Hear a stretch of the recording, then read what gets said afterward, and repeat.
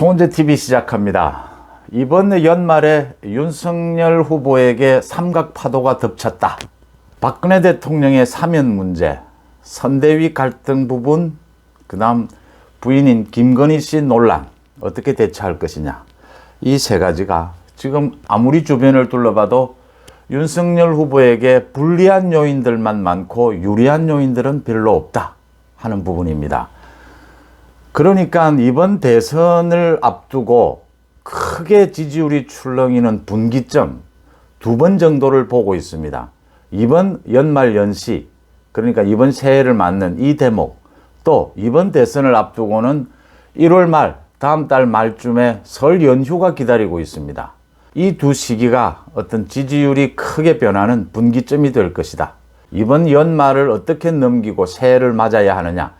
새해 이제 1월 3일 되면 각종 여론조사, 각종 특집, 언론에서 쏟아지게 될 것입니다. 지금 여론조사를 보면 ARS 조사는 윤석열 후보가 조금 앞서고 전화 면접 조사는 조금 뒤지는, 그래서 지금 박빙의 승부다. 지금부터 이제 승부, 새로운 출발이다. 이렇게 보이는 부분입니다. 윤석열 후보가 정권 교체를 이뤄내기 위해서는 지지율에서 어느 정도 앞서가야 하느냐. 10% 정도라고 봅니다. 최소한 7에서 10%는 앞서가야 승부에서 마지막 이길 수 있다라고 보는 겁니다. 이재명 후보가 갖고 있는 많은 무기들이 있다라는 거죠. 집권 여당이 갖는 무기들입니다. 지금 전국의 자치단체장의 거의 대부분을 민주당이 장악하고 있습니다. 그 다음 코로나 전국을 맞아서 문재인 정권은 어떤 형태로든 각종 지원금이라든지 어떤 형태로든 선거에 영향을 미칠 수 있는 정책적 수단을 가지고 있습니다. 여기에서 윤석열 후보는 전체적으로 어떤 전략을 세워야 하느냐. 이제는 소극적인 데서 나아가서, 소극적인 방어에서 나아가서 적극적으로 득표 전략을 적극적으로 세워야 한다. 득표에 적극적으로 나서야 한다라고 하는 점입니다. 되돌아보시면 윤석열 후보가 정치에 입문하고 대권 도전을 선언하고 국민의힘 경선 과정을 거치고 그 다음 이제 선대위를 결성하는 지금까지 윤석열 후보는 거의 소극적으로 방어하는 데 주력해 왔습니다. 정치에 적응도 해야 하고 여러 가지 준비가 부족했기 때문에 방어하는 데 주력해 왔습니다. 그래서 굉장히 정권 교체를 위한 그 많은 높은 지지율을 윤석열 후보가 받고 있었죠. 이제 그 지지율을 방어해 가는데 급급해 왔다. 이제부터는 적극적으로 득표 전략을 세워야 한다. 새로운 표를 가져오는 그런 쪽으로 완전히 전략을 바꿔야 한다. 그 시점이 지금 연말이다. 득표 전략을 완전히 바꾸는 이 부분에서 성공을 해야 하고, 이걸 무난하게 성공을 하게 된다면 위기를 기회로 바꿀 수 있다라고 하는 점입니다. 윤석열 후보에게 닥친 삼각파도, 가장 큰 것이, 가장 지금 직면한 것이 박근혜 대통령의 사면이죠. 박근혜 대통령의 사면을 놓고 각종 기사가 쏟아지고 있습니다. 문재인 대통령이 아주 고독한 결단을 내렸다. 굉장히 극적으로 마지막에 그 사면이 결정이 됐다 하는 얘기도 나옵니다. 그 부분은 여권을 겨냥한 것이죠. 여권의 반발을 겨냥해서 이재명 후보에게 가는 효과, 영향 최소화하기 위해서 이걸 문재인 대통령의 작품으로 몰아가는 거죠. 그렇게 몰아가서 이재명 후보는 영향을 최소화하겠다. 결국 민주당 지지층은 지금 청와대 청원도 하고 반발하는 일부가 있지만 정리가 될 것이다. 박근혜 대통령의 사면이 민주당 지지층을 분열해 놓지는 않을 것이다 라고 하는 부분입니다. 중도층이 가장 예민할 것이고요. 지금 이제 문제는 야권의 분열, 박근혜 대통령의 사면이 가져올 영향은 제한적이긴 하겠지만 그래도 큰 타격은 윤석열 후보는 직접 타격을 받을 수밖에 없는 부분이죠. 가장 크게 여론이 출렁이는 곳이 TK이지 않습니까? 대구 경북의 여론에는 영향을 크게 미칠 것이다. 이 부분을 어떻게 대처해야 하느냐. 문재인 정권이 박근혜 대통령을 사면하면서 결정을 하면서 노린 지점은 역시 대구 경북 기존 보수층의 분열, 이 부분을 노린 것이겠죠. 일단 박근혜 대통령이 그동안의 정치 행태를 보건대 굉장히 메시지를 내는데 신중할 것이다.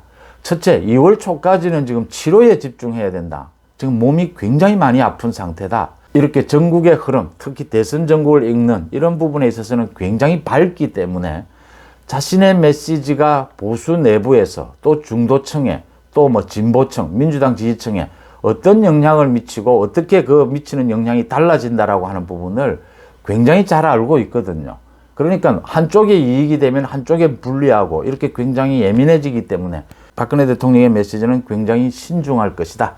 이런 점에서 윤석열 후보는 가장 먼저 박근혜 대통령의 사면, 몸이 굉장히 아픈 상태에서 사면이 된 부분에 대해서 문재인 정권의 의도가 어디에 있든지 간에 일단 치료에 전념하라. 건강부터 챙겨야 한다라는 메시지 맞고요. 신중할 것이다 라고 하는 점에서 크게 대선 전국에서 영향은 미치지 않을 것이다. 지금 쏟아지고 있는 여러 가지 언론의 기사들은 그런 여러 가지를 겨냥한 그런 목적이 있는 정치인들의 메시지가 그대로 기사화되고 있다.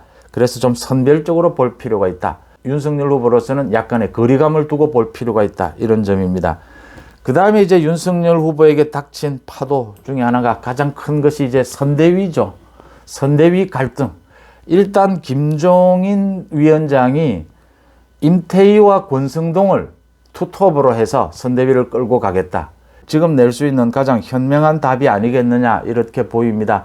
이준석 대표는 계속 밖에서 현재 선대위를 모두 해체해야 된다 이런 식으로 이야기하고 있는데 김종인 위원장은 그 부분에 대해서 선을 분명하게 그은 셈입니다. 이준석 대표를 어떻게 처리할 것이냐 굉장히 골칫거리고 문제입니다. 완전히 제거할 수 있다면 그게 가장 좋은 방법인데 앞으로 계속해서 정권교체나 윤석열 후보에게 방해되는 윤석열 후보를 공격하는 저런 자세를 계속할 것으로 보인다. 지금 이준석이 저렇게 계속 날뛰고 있는 이유는 자기 정치 생명이 끊어질까 봐 저러는 겁니다. 그러니까 당권이죠. 당권에서 쫓겨날까 봐. 그러니까 지금 내부에서 나오고 있는 탄핵 이야기, 그 다음 정계 개편 이야기가 이준석에게는 가장 지금 두려운 겁니다. 지금 현재는 자기 당권을 지키는데 목숨을 걸다시피 하는 겁니다. 정권 교체보다는 자기 당권 지키는데 지금 총력을 하다 보니까 정권 교체에 방해가 되고 윤석열 후보 당선에 방해가 되는 윤석열 후보를 공격하는 이런 지금 작태를 보이고 있는 겁니다. 윤석열 후보는 여러 차례 이야기했습니다. 당권을 어떻게 하겠다는 생각은 자신은 전혀 없다라고 분명히 선을 그어줬어요. 이 탄핵 문제가 효율적으로 잘 진행이 될 수 있는 그 가능성이 높으냐라는 부분도 좀 의문스럽고요. 또 정계 개편이 그렇게 빠르게 일어날 수 있느냐라는 부분도 상당히 확신할 수 없는 분위기입니다. 시기적으로 굉장히 촉박하기 때문에 이준석 대표에 대해서 정말 잠시라도 그 얼굴도 보기 싫고 그 하는 말도 듣기 싫더라도 어떤 형태로든지 그 불안감을 좀 무마하면서 지금 선대위에 다시 합류한다라는 건 말이 안 되는 거거든요. 그런데 이준석 대표가 계속 당대표로 있을 수밖에 없기 때문에 바깥에서 선대위 바깥에서 홍보나 이런 부분을 지원하는 이런 형태로 무마해 가야 한다. 그래서 이준석 대표가 저 날뛰고 비판하고 하는 저 부분을 좀 무마할 필요가 있다. 이런 대목입니다. 선대위가 가장 빨리 해야 될 일은 김종인 위원장이 가장 빨리 해야 될 일은 이제 선대위 내부에 이런 부분들은 좀 정리가 됐기 때문에 조직 운영 체계는요. 이제는 좀 굵직굵직한 공약을 내서 그런 준비가 거의 다 됐다고 합니다. 이 좀 국면을 확 바꿔줘야 합니다. 완전히 전략을 바꿔줘야 한다는 겁니다. 핵폭탄급 공약을 준비하고 있다고 하는데 결국은 코로나죠. 지금 코로나가 이 대선을 전체를 지배하고 있지 않습니까? 코로나 때문에 어려워진 사람이 너무나 많고 또 코로나 때문에 경제가 위축되어 있기 때문에 이 코로나에 어떻게 대처하겠다. 문재인 정권처럼 저렇게 코로나에 정치 방역을 하는 저런 행태를 완전히 벗어나는 정말 이 대선 국면에서 국민의힘 윤석열 후보는 코로나에 대해서 어떻게 대처하겠다. 그런 굵직굵직한 공약이 나와야 한다. 윤석열 후보가 내일부터 윤석열 그 유튜브를 통해서 이제 뭐 집밥, 윤석열 후보가 직접 사람을 초대해서 자신이 그 음식을 요리를 해서 대접을 하는 그런 유튜브 방송을 한다라고 합니다. 윤석열 후보는 음식을 만들고 음식을 먹는 그런 부분에 있어서는 굉장히 진정성이 있다라는 얘기를 많이 하지 않습니까? 윤석열 후보의 이미지가 또 좋은 방향으로 바뀌지 않겠느냐 이렇게 보이고요. 이재명 후보가 계속 윤석열 후보에 대해서 토론회를 하자 저렇게 토론회를 하면 자기가 뭐 이길 수 있다, 유리해질 수 있다라고 보는지 모르겠는데 국민의힘 경선 과정에서도 많은 후보들이 홍준표를 비롯해서 윤석열 후보와 토론회를 하기만 하면 자신들이 굉장히 유리해질 수 있다고 하더니만 토론회를 거듭하면서 오히려 더 윤석열 후보가 더 부각이 되는 그런 결과가 나왔어요. 이재명 후보가 토론회를 하자는 데 대해서는 윤석열 후보가 정말 명쾌하게 정리를 했습니다. 토론회 해야죠.